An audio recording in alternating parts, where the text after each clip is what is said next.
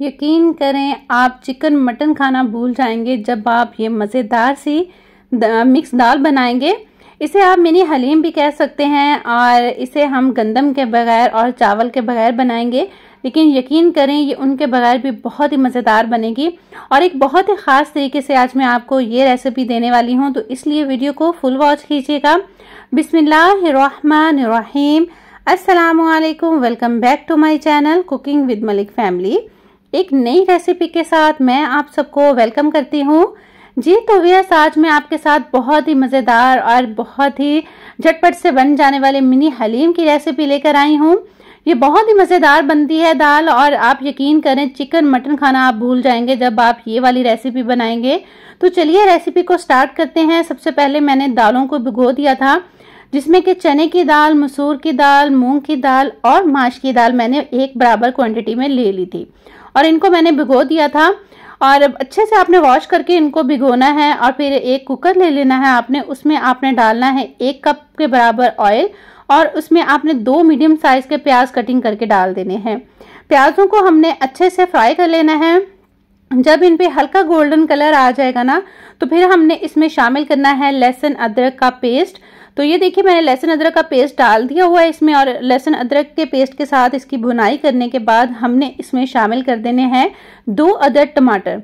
मेरे पास ये बड़े साइज के टमाटर हैं, इसलिए मैंने 2 डाले हैं। अगर आपके पास छोटे साइज के हैं तो आप 3 से 4 भी कर सकते हैं। तो टमाटरों के साथ भी हमने इनकी अच्छे से भुनाई कर लेनी है और थोड़ा थोड़ा पानी डाल के आप इनकी भुनाई कीजिएगा, तो इंशाल्लाह ताला भुनाई बहुत अच्छे तरीके से हो जाती है। तो बस जी अब बारी आ जाती है इसमें कुछ स्पाइसेस डालने की। तो सबसे पहले मैंने इसमें डाली है 1/2 टीस्पून के बराबर हल्दी पाउडर, और हमने इसको थोड़ा सा पानी डाल के भून लेना है, क्योंकि अगर हम इस तरह से इसको डालें तो एकदम से मसाले ना जलना स्टार्ट हो जाते हैं। तो अब हमने इसमें डालनी है 1 टेबलस्पून के बराबर पिसी हुई लाल मिर्च, और अभी मैंने 1/2 टेबलस्पून डाला है इसमें नमक हम बाद में चेक करके भी इसमें डाल सकते हैं। तो आप अपने टेस्ट के अकॉर्डिंग मसाले डालिएगा, और मिर्च जो पिसी हुई लाल मिर्च है उसकी क्वांटिटी आप कम भी कर सकते हैं। तो बस यहाँ पर थोड़ा थोड़ा पानी डाल के आपने अच्छे से इसको भून लेना है। और फिर मैंने इसमें 2 से 3 बस पीस इसमें डाले हैं चिकन के।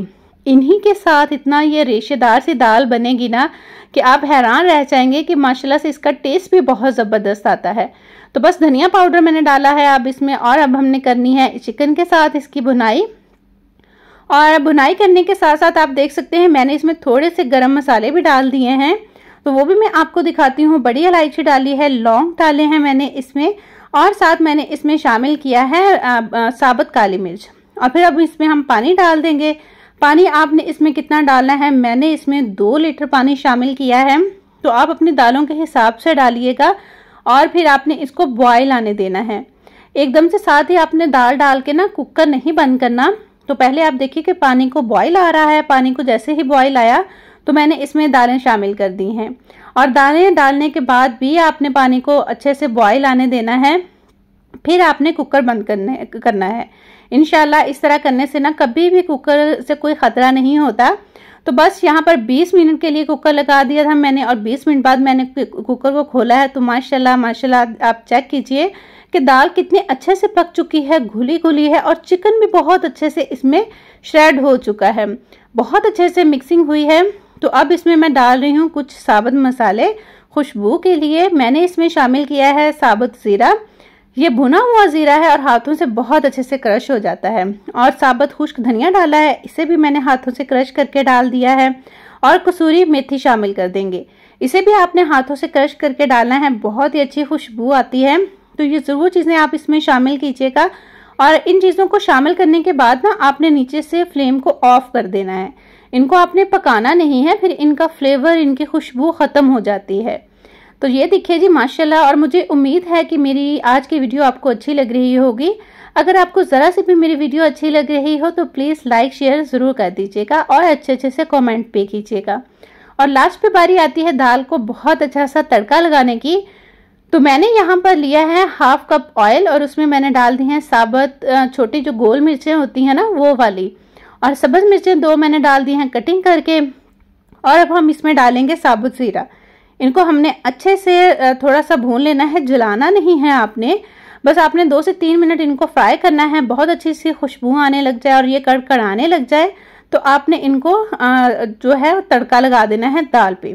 तो जैसे ही आप इसको दाल पे डालेंगे ना तो आपने फिर इनको दाल में डाल के फटाफट से ढक्कन को बंद कर देना है ताकि इनकी बहुत अच्छी सी खुशबू दाल के अंदर से आना स्टार्ट हो जाए। तो यहाँ पर देखिए माशाल्लाह माशाल्लाह अल्हम्दुलिल्लाह से हमारी दाल बनके तैयार हो चुकी है। तो सबसे अहम स्टेप जो लास्ट पे हम इस पे ज़रूर करेंगे, जो कि हमारे जो दाल है ना उसके फ्लेवर को चार चांद लगा देगी और जो भी खाएगा इंशाल्लाह ताला वो आपकी तारीफ ज़रूर करेगा। तो वो है जी ये देसी घी। आपने ना जब भी सर्व करनी है किसी को तो गरम गरम दाल पे थोड़ी सी ये आपने मिर्चें अदरक डाल के और थोड़ा सा आपने स्प्रिंकल करनी है इसके ऊपर पिसी हुई काली मिर्च और इस तरह से डाल देना है आपने देसी घी। तो इंशाल्लाह ताला खाने वाले को मज़ा ही आ जाएगा। तो मुझे उम्मीद है मेरी रेसिपी आपको अच्छी लगी होगी और ज़रूर आप मेरे चैनल को विजिट कीजिएगा। चैनल पर फर्स्ट टाइम आए हैं तो सब्सक्राइब करते जाइएगा, बेल आइकन को प्रेस कर लीजिएगा तो आने वाली मेरी हर वीडियो का नोटिफिकेशन फटाफट से आपको मिल जाएगा। जाते हुए हमेशा की तरह खुश रहें, खुशियां बांटें और लोगों के लिए आसानियां पैदा कीजिए। अपना बहुत सा रखिएगा ख्याल, मेरा कीजिएगा इंतज़ार। मैं आऊँगी इंशाअल्लाह ताला नई रेसिपी के साथ। तब तक के लिए अल्लाह हाफिज़।